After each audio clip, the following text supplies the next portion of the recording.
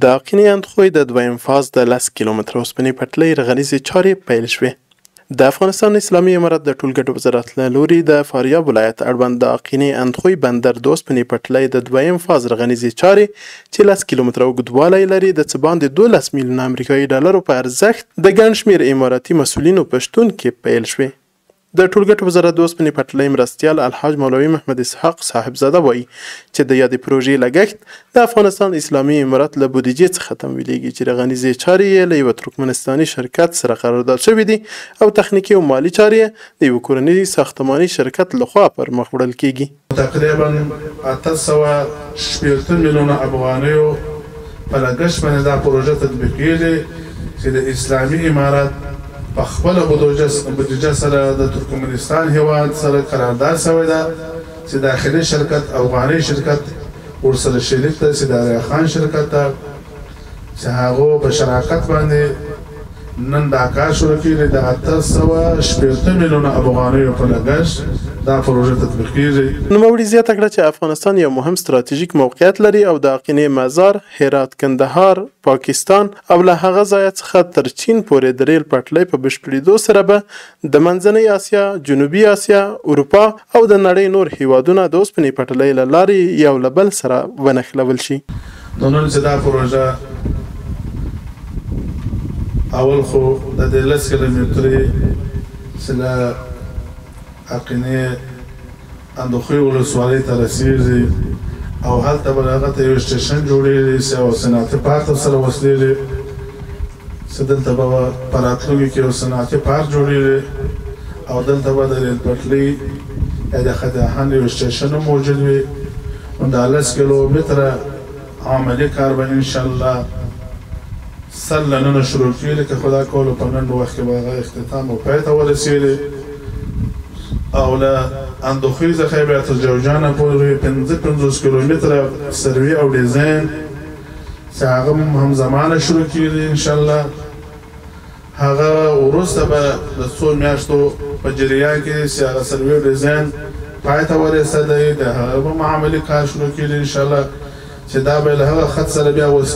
یو ځای کېږي د جوزجان له طرفه چې کوم له مزار څخه خط راځي فاریاب ته چې داسې پر جوزجان باندې دولت آباد باندې شیرین تګاو باندې داسې وځي قیصار او المار او غورماش او مرغاو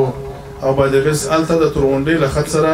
چې کوم خط له ایران سره راځي له دغه سره یو ځای کېږي او له ترکمنستان څخه راځي. نو دغه خط د 50 کیلومتره به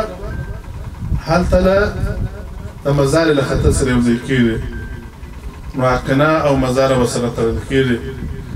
او شمال او جنوب سره تړل کېږي. نو انشاءالله الرحمن پر دې باندې په ډېر په تیزۍ سره کار روان ده. نو زه د دغه فاریاب ولایت ولسونو ته د دې ملي پروژې او زیربنایي پروژې د دې نن افتتاح مبارکي وایم. الله جل جلاله دې زموږ او ستاسې دپاره یو ذریعه د خیر او د ملت د خودکفایۍ سبب وګرځوي. همدارنگه د آریا خان افغان ساختمانی شرکت یا مسئول انجینر وایی خوشبختانه ما شما امروز شاهد ازی هستیم که بخیر این قرارداد تقریبا 10 کیلومتر است ادامه پروژه خط آهن آقین اندخوی.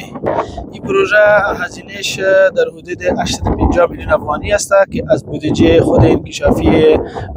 امارت اسلامی تمویل میشه و مدت قرارداد ما 16 ماه تقویمی است. تطبیق شدن از این پروژه انشالله در حدود مستقیم و غیر مستقیم 300 نفر انشالله مصرف کار خواهد شد. کوشش اعظمی شرکتی است که از کارگر فنی و غیر فنی خود منطقه استفاده شود. در صورتی که مثال در خود منطقه کارگر فنی نباشه باز میتونیم که از دیگه ولایت استخدام کنیم. پروژه خط ریل خو آینده افغانستان وابسته به خط ریل است و انشالله تصمیم امارت اسلامی در این عرصه بسیار جدی است و بسیار انشالله خوشبین و خوشبخت هستیم که شاهد از این قسم پروژه در افغانستان هستیم و آینده افغانستان وابسته به ریل است. انشالله که خط ریل پروژه خط ریل تطبیق شود انشالله ما و شما در بخش اقتصاد و پیشرفت افغانستان انشالله شاهد بسیار چیزای مثبت خواهیم.